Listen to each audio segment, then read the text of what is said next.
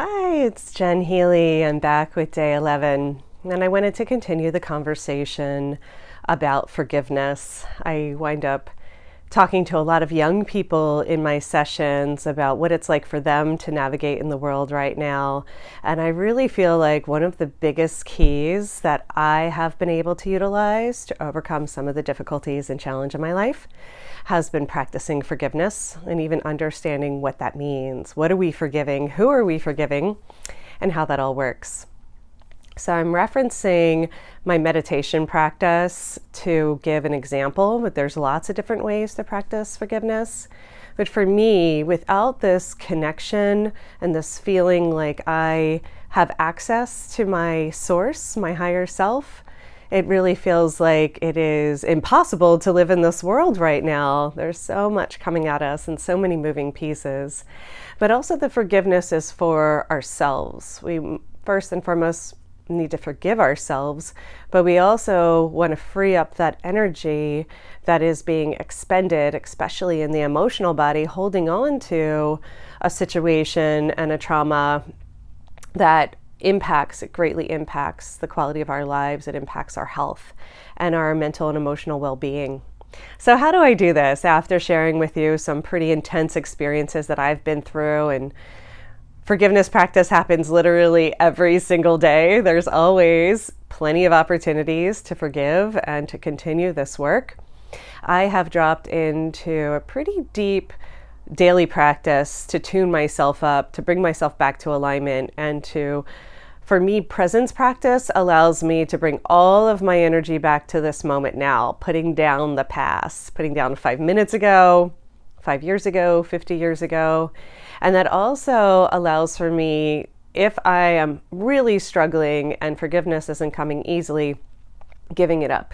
So I give up whatever this situation is to my spirit, to my soul, and ask for perspective, because the small mind, the analytical mind, can never make sense of why some of these really tragic situations will happen in our lives. It just doesn't add up when we look at it from the smaller perspective. But when I can zoom out and I can really embrace, like I said, that conversation I had with God, with Source, whatever feels good to reference, that creator of life force, of all that is, that understanding that everything is happening for me, that the challenges have a gift that they're offering, that there is a blessing in there somewhere, it helps me stretch myself to see that, to experience it, and to look for it without really doing that deep inner work. It is impossible. I really do feel so much empathy for people who don't have that relationship to self and that are still seeking. We're all seeking. And that we never really know everything. I don't pretend like I know everything. So many of my favorite teachers and masters are constantly reminding us that the more we know, the less we actually know that we don't know, and that's okay.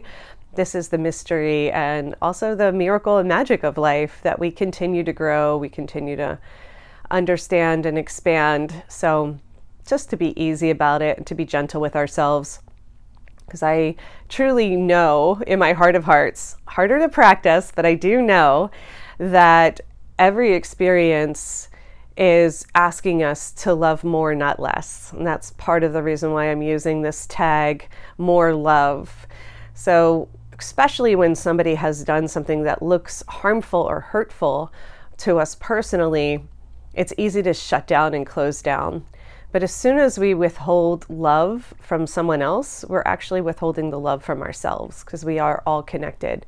It's all the same energy.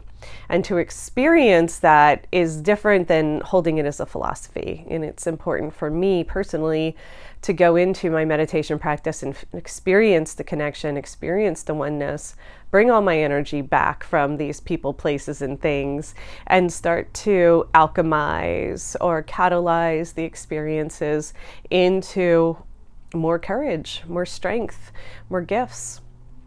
So especially some of the things that I've referenced from childhood, it's taken a really long time when I first started to have a glimpse of this, an awakening of this, when I was 18 and I had really shut down, I think I cried for 6 months straight. I was in college and, working and all these things, but my emotional body needed to release. And so I knew there was a turning point for me after that big near-death experience, that if I was going to truly live my best life, my fullest life, that I had to release all of this hurt that I was harboring and the feeling of being shut down or closing down.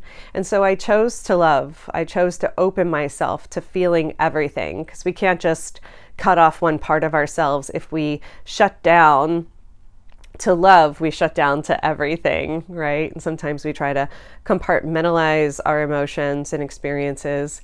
And I have found that it actually requires us to open, and getting flooded with all of that buildup. That we collect these energies. They tend to build up in our system if we don't feel them and deal with them. And there is a reveal. Every situation has something that it wants to reveal to us.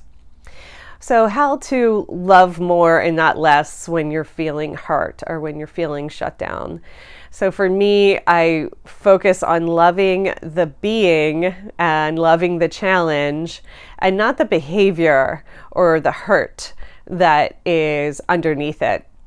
So separating the person, the being, from the behavior. You don't have to love the behavior or love a situation or something that has happened to you, but to love the being, and separating that out, or understanding that someone's behavior isn't necessarily who they truly are, and that we all want the same things. Like, it came back to the basic needs, and we all have the same basic needs.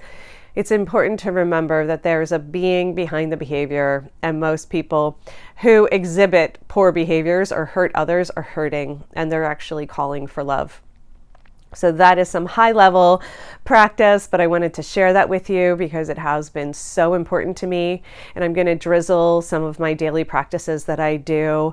I have tons of meditations online that are free. I particularly prefer guided meditation. I have a more active mind, and I love to focus. And I find when I tune my mind and focus my mind, it's much easier than just quieting the mind in some other meditation style.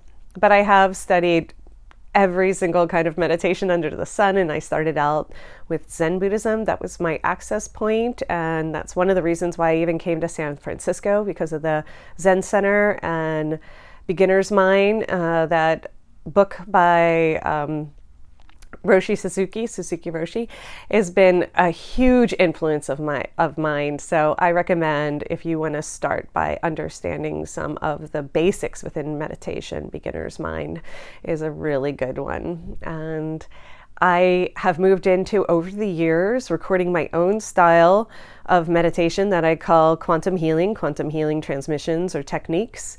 And that is really practices that we can do to line up the energy, to feel like we can surround ourselves with, I call it a golden bubble or good energy, have clear boundaries, know what's ours. Because a lot of times we're just picking up other energies, other vibrations in the field. Energy is contagious, good energy and bad energy. So we want to be really selective and sift through and filter what are the energies that are affecting us.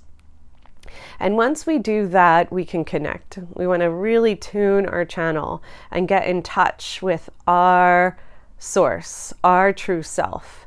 And to do that, we also need to shed and release the buildup of these charges that happen in the body. And like I said last time, they do store in the body, and then they manifest at different injuries. They can look like different illnesses or diseases. And when I do body mapping or soul sessions with my clients, I wind up going back and remembering not just when that injury happened or when a disease started, but what was happening at that time. What experiences were they having? We all have these pivotal moments or these pivotal points in our life that deeply affect our energetic body, and it's all connected. Anything that's manifesting physically is connected to the mental, emotional, and psycho-spiritual levels and layers of who we are. So I just wanted to share that with you, that anything that you're experiencing that is showing up as a block in the body usually is asking for more love, not less, and requires a certain level of forgiveness. And I do have to say, it is really challenging.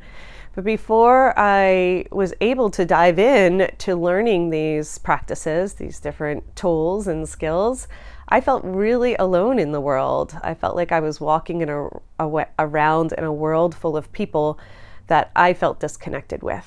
So this whole process and practice for me has gone from feeling alone to feeling more connected. And I'll get into one of my near-death experiences where Source showed me how I was just observing life and separate from life, and I wasn't truly living life. And that was a huge awakening where I vowed to start living fully if I was given another opportunity to come back to the earth and really be my true self. So thank you for listening. I'll be back with another recording tomorrow. I appreciate you watching, and feel free to ask me anything. Aloha.